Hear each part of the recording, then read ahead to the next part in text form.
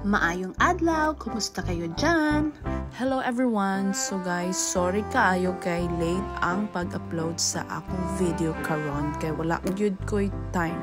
Busy ang lola nyo. So for today's video, nandito tayo ngayon sa airport ng Kuwait. Medyo malayo-layo ang gala natin for today's video kasi 5 days tayong walang pasok. So gagala muna tayo sa kabilang dulo ng mundo. Kabilang dulo ng mundo, hindi sa unahan lang naman ng Kuwait. Para mag-spend ng 5 days holiday. So instead na maglok-lok ka dyan sa Kuwait, dito ka muna, mag-travel ka muna guys. So bago ang lahat at while waiting, magkakape muna tayo dito sa Costa Coffee.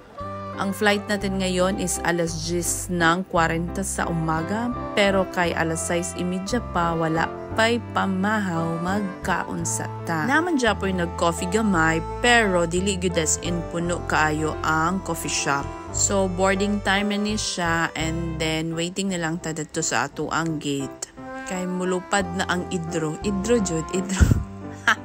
Idro mo na siya sa Bisaya guys. So muna ni gi-check na ni ate ang atong passport before ta pa adtuon dadto gyud sa luparanan sa eroplano. So muna ni siya padulong na ta dito sa eroplano kung asa ta magsakay.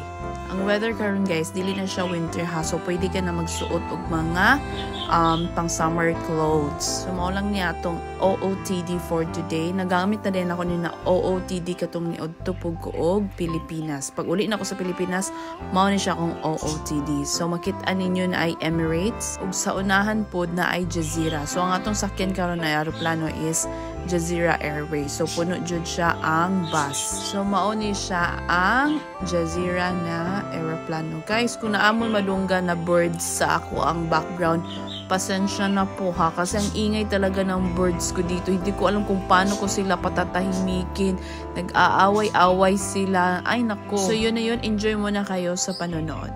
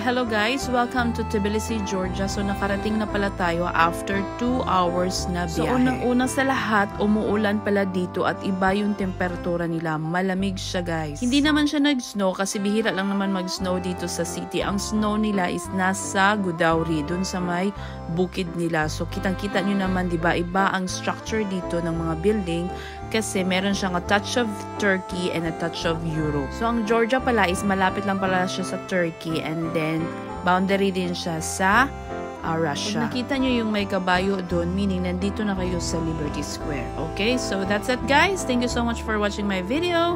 See you in my next vlog. Bye-bye!